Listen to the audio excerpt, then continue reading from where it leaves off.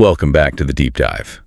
This is where we really, plunge into subjects, not just skimming, but pulling out those insights that genuinely reshape how you see things. And let's be honest, some books, they're more than famous, right? They're almost legendary. Absolutely. Mythic, almost. Exactly. But maybe also a bit intimidating. They just loom large. People talk about them with this mix of awe and maybe a little fear. That's a good way to put it. So today we're stepping right into the shadow of one of those books, Ulysses by James Joyce. A big one. Yeah, often called dense, difficult, a real challenge. But also, undeniably one of the most important, groundbreaking novels of the 20th century. A masterpiece. No question. Our mission today, let's try to demystify Ulysses a bit. Pull out the key stuff, the big ideas, and show you why this labyrinth of human thought isn't just some dusty classic. It's actually incredibly relevant and really rewarding. If you stick with it. Right. And we're drawing our insights from a fantastic source, Ulysses, an Odyssean journey through Dublin's modern soul. It's definitely got that formidable reputation, and, well, honestly, for good reason. Its complexity isn't just showing off. It's part of its genius. Okay. That struggle you might have with it, the language, the structure, that's actually where the reward is. It forces you, to engage differently. Really read differently. Exactly, to experience it.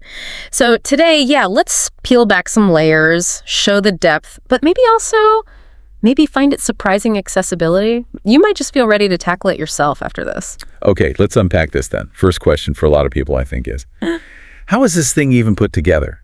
Because it's not your typical story, A leads to B leads to C. Not at all. And that's key. What Joyce did was structure it meticulously into 18 episodes. 18, okay. And here's the kicker. Each one directly parallels a part of Homer's Odyssey. The ancient Greek epic. Wow. Yeah. He maps this ancient myth onto one single day. June 16th, 1904, in Dublin. Just one day. One day. And we follow three main characters who echo Homer's figures. There's Stephen Dedalus, he's like Telemachus, the sun searching. Right. And there's Leopold Bloom, our sort of modern-day Odysseus, wandering through Dublin. The main guy, Bloom. Yep. And his wife, Molly Bloom, who is kind of like Penelope, waiting. But with a very modern spin on the waiting. Ah, okay. So this mythical method thing, why do that? Why map Homer onto ordinary Dublin life? What was Joyce getting at? Well, what's so revolutionary here is how it kind of democratizes the idea of an epic. Good. How so? Joyce is basically saying, look, the everyday stuff, the mundane routines of modern city life, that can be just as epic, just as significant as any ancient myth. So walking around Dublin is like sailing the Mediterranean. In a way, yes. He elevates the ordinary. He's saying greatness, heroism, meaning it's not just for kings and warriors. It's in the quiet stuff, like Bloom going to a funeral or Molly thinking in bed. It reframes everything. Exactly. It finds the profound in the everyday details. Modern life is the epic. Okay, so we've got this epic framework for an ordinary day. Yeah. But the real core is the characters, right? Their inner journeys. Let's start with Stephen Dedalus. He's the young intellectual we meet in part one, the Telemachiad. What's his struggle? Stephen he's wrestling with a lot. Intellectually, emotionally. We find him living in this tower near Dublin with some companions, like Buck Mulligan. Who isn't very nice to him, as I recall. Not at all. Mulligan mocks him constantly.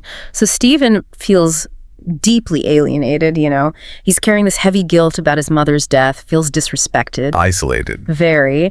And we see his sharp mind at work in episodes like Nestor, where he's teaching history, debating the headmaster, Mr. Deasy, shows his intellect, but also how alone he is in his thinking. And then Proteus. That's where we really get inside his head. Oh, absolutely. He's walking on the beach and we're just plunged into this dense, poetic stream of his thoughts about philosophy, perception, language itself. It's intense. So his main quest is what? Finding himself. Pretty much. Forging his own identity, trying to shake off the weight of family, religion, Ireland, and find his voice as an artist in a world he feels disconnected from. He sounds like he's carrying the weight of the world. Now, how does Leopold Bloom compare? Because this is where it gets really interesting, right? Bloom feels so different, less tortured artist, more man on the street. He really is, and that contrast is vital. Part 2, the Odyssey proper, introduces Bloom, our modern Odysseus, and starts with Calypso. He's just in his kitchen making breakfast for Molly. Seems mundane, right? Very domestic. But Joyce immediately gives us this crucial detail. Molly is expecting a visit from her lover, Blazes Boylan, later that afternoon.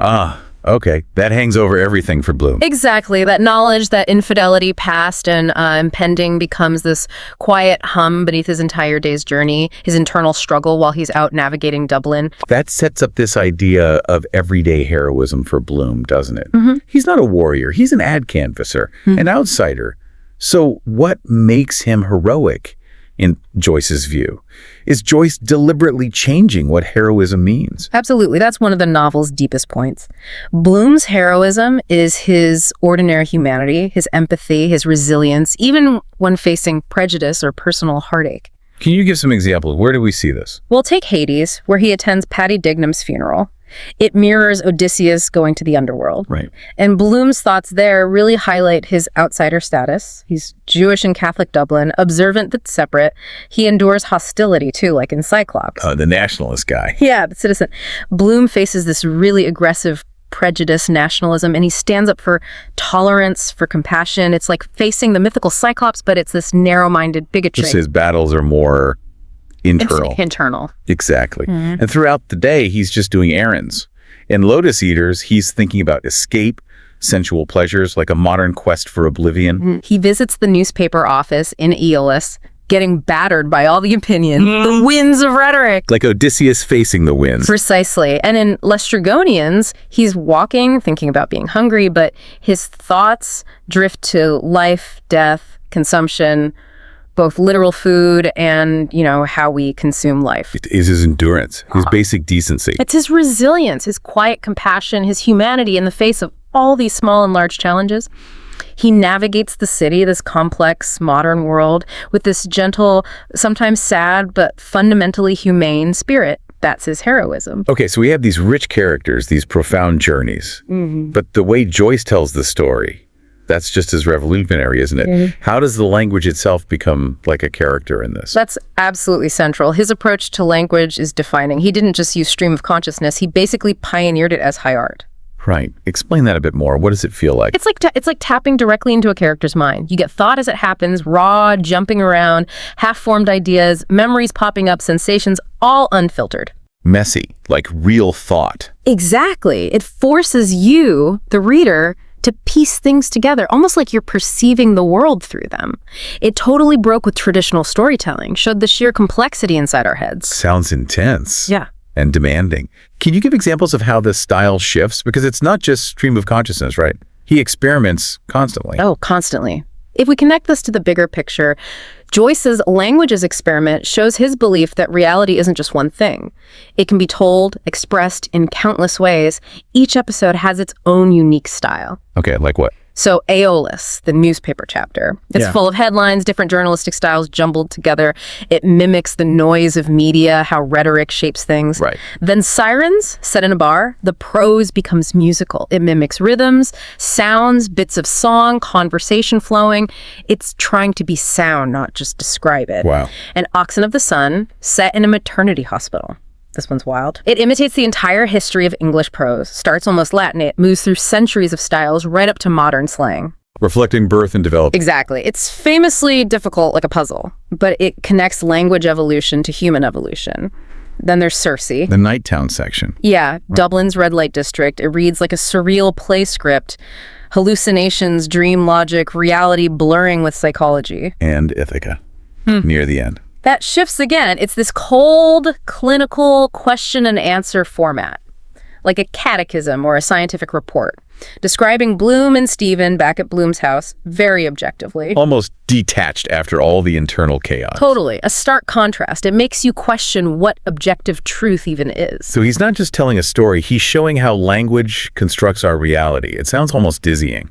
If language shapes reality that much, is there even an objective truth in the book? That's a fantastic way to frame it. And yeah, that's a deep implication. The lesson that language shapes reality challenges how we think about truth itself. If our words build our world, what does that mean?